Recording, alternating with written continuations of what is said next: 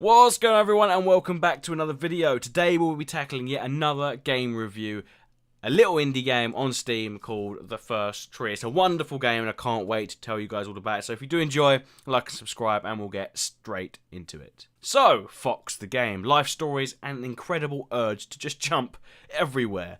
Let's see how The First Tree did. First up is graphics.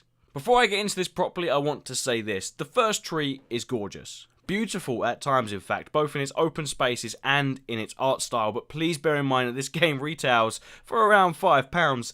You can do the conversions yourself and was almost solely made by 2 or 3 people, so it's in no way a AAA or even a AA title at all, to be honest. So like I said, The First Tree is undoubtedly beautiful, with a stunning and quite wide colour palette depending on the areas you're currently exploring. It gives off a cel-shaded look that is starting to feel ever so familiar within indie games, but makes itself unique by avoiding too much cartoony or comic book stylings, actually creeping towards something that could linger on the edge of realistic without ever quite making it there. It plays with a kind of off-world parallel kind of feel to reality, which makes sense as the protagonist is supposed to be dreaming. It looks realistic-ish, but also doesn't seem quite right, and this connection to the story through the graphics is something that I really liked. Each area that you explore has its own unique look and feel as well, which changes as you advance into the next level. Starting with long snowdrifts, which then turn into grassy fields with a beautiful red and orange lighting tone that instantly reminded me of the ever-stunning Firewatch, but then transforms into forests and woods, and every single area manages to identify itself from the previous, which really takes some doing from such a small team and is actually very admirable when put together into one package. All of this being said, no matter how beautiful it looks from a distance, it gets not so pretty when you get up close. Most of the textures are flat and a bit dull and don't seem to have much in the way of bump mapping or textures applied to them, if at all, at some points. And the foliage, some of it at least, does that old thing where it kind of turns with you. Like those paintings in old horror films, you half expect an actual person to be hiding behind the bush, or some sort.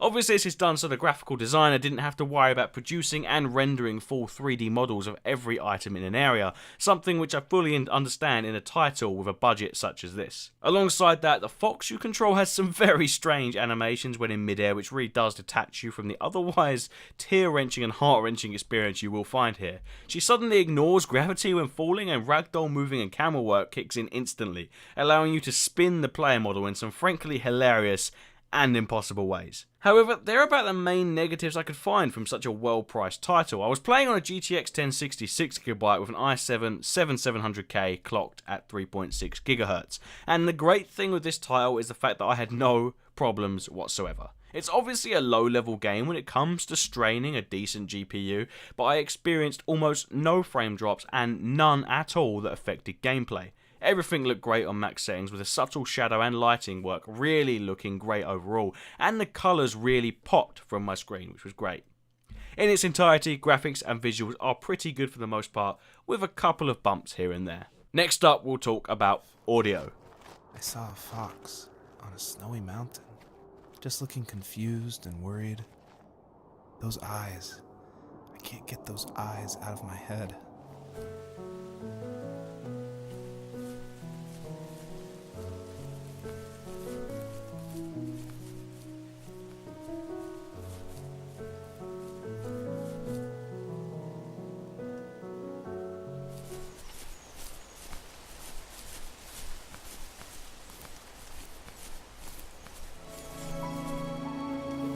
My dad built a lot of stuff in his free time.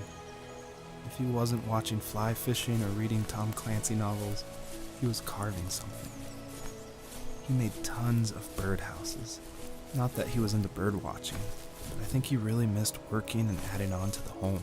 First up, as usual, we'll tackle music, and what we get here is a fantastic offering of soft, soothing music, very similar to what you'll find in other such artistic indie games. When I say fantastic, I really mean it as well. Obviously I don't know where it comes from or who made it. I highly doubt the creator of the game made it himself, as every track is a beautifully emotive symphony of pianos and violins and many other such instruments that create some truly wonderful and powerful compositions. One of these tracks had so much of a connection to me and worked so well with the story at the time that it legitimately almost brought tears to my eyes, and that is something I can only say about a handful of games and movies ever. So that alone deserves massive plaudits from me and commands large respect. As I said though, I don't know who wrote it, and these could well be standalone songs that the developers just paid to have in the game. Unfortunately, although the music that is on show is basically perfect, I have the same problem here that I had with Hob. There just isn't enough of it. Each track lasts a couple of minutes and maybe loops, but after it finishes you're left with nothing but the environmental and character model sound effects, which is more than a little bit disappointing. All I ever wanted was to hear the next song, and it would have been great to have many more like it. Thankfully, the aforementioned environmental and character sound effects are pretty good across the board. Natural effects relating to your environment sound great, and the gentle padding of the fox you control as she moves through each type of surface sounds really quite good overall.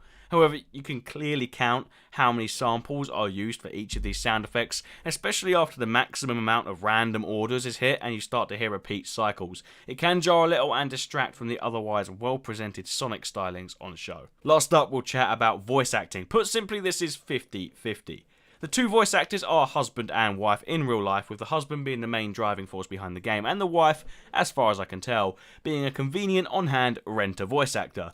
And this is great. I love how handmade and homegrown this game feels. It does no end of good by being so personal. This being said, you'd have to be deaf to not notice how bland the voice acting is in the early stages of the game. Almost quite like they didn't really realise how much is involved in being a good voice actor, realised about a third of the way in and ran out of time to re-record. It is a shame. After this initial dull offering though, things really start to pick up as the actors clearly get settled into recording and playing their parts. And by the end of the game I was really quite impressed with how good they were, considering that they are literally amateurs. They made the story believable and very relatable by the end, and that marks a job well done to me. Overall, sound is very good with a couple of hiccups. Last up, we'll chat about gameplay and the story.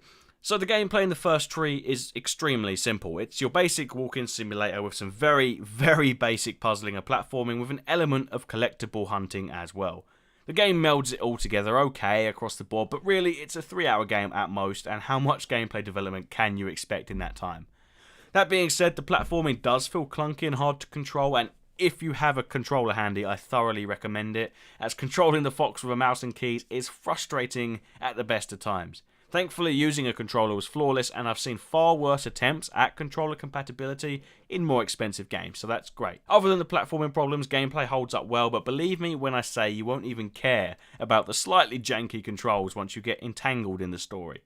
On that last note, we'll chat for a bit about the story. So the first tree is a story about a man who had a dream, and what exactly that dream means when translated to real life.